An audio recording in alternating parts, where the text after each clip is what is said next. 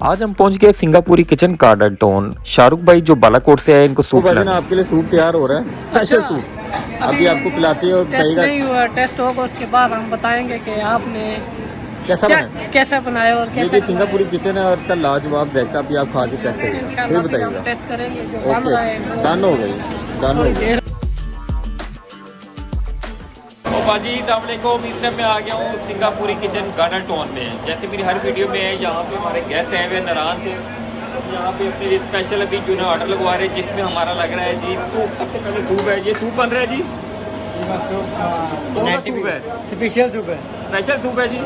हमारे मेहमानों को मज़ा आएगा इंशाल्लाह। लो जी, शेफ़ जी हमारे तालिब साहब है जी, स्पेशल सूप बना रहे हैं जी। इसको खाते हैं फिर आपको बताते हैं कैसा।